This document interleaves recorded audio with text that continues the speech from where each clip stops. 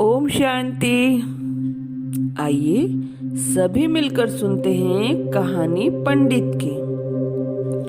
एक पंडित नदी के किनारे रहता था।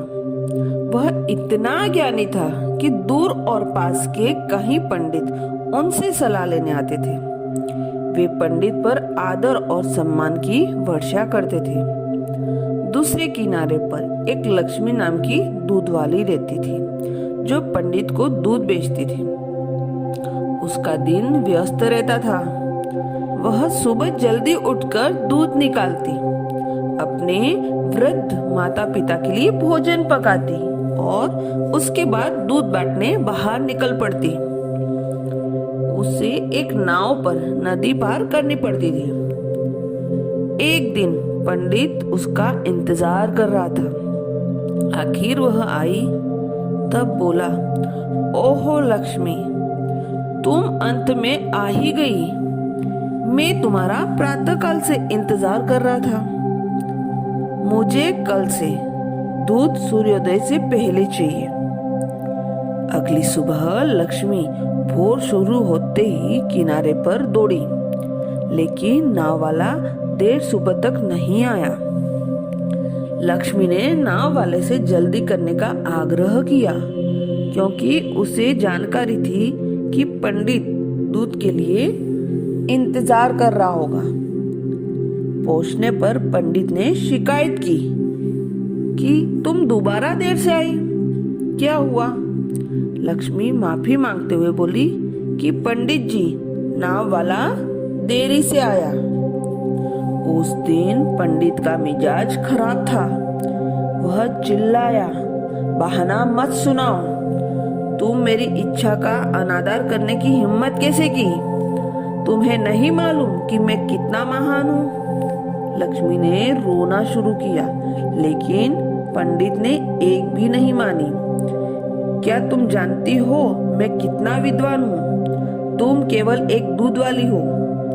मैं बहुत सारी चीजें जानता हूँ। वह नदी जीवन की नदी है। लोग हरि का नाम लेकर पार कर लेते हैं।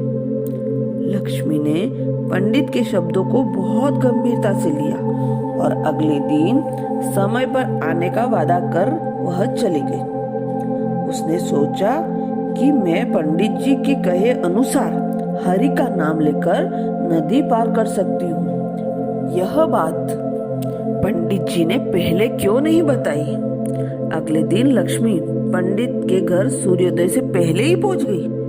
पंडित उसे देखकर आश्चर्यचकित था, क्योंकि उसने नाव वाले को तो देखा ही नहीं। पंडित जी ने पूछा, आज तुमने नदी कैसे पार की? लक्ष्मी जी मुस्कुराई और बोली, आपने ही तो मुझे रास्ता बताया था कि हरि का नाम लो और नदी पार कर लो, तो मैंने वैसे ही किया।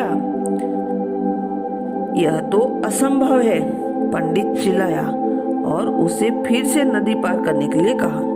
लक्ष्मी ने दोबारा बगैर किसी मुश्किल के हरि का नाम गाते हुए नदी पार कर ली। ऐसा करते हुए वह बिल्कुल सुखी थी। पंडित ने हरि का नाम लेकर यह करने की कोशिश की, लेकिन उसने जैसे ही अपने कपड़े भीगने से बचाने की कोशिश की, वह नदी में गिर पड़ा।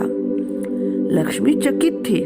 वह बोली, वाह पंडित जी, आप हरि का नाम बिल्कुल चिंतन नहीं करते हैं। आप तो अपनी धोती के बारे में ही सोचते हैं, व्यस्त रहते हैं, इसलिए काम नहीं बना। पंडित लक्ष्मी की सच्ची भक्ति से आश्चर्यचकित हो गया और उसने माना कि उसका विश्वास उसके अपने खाली ज्ञान से ज्यादा शक्तिशाली था। उसने सच्चाई से लक्ष्मी को आशीर्वाद दिया। कहानी का भाव है, शिव बाबा उन लोगों को पंडित कहते हैं जो ज्ञान को केवल दोहराते रहते हैं, लेकिन जीवन में उतारते हैं। हमें पंडित की तरह नहीं होना चाहिए। दूसरे को जो कहते हैं पहले खुद वैसा बनना चाहिए। कथनी और करनी में फर्क होना चाहिए। अच्छा, ओम शांति।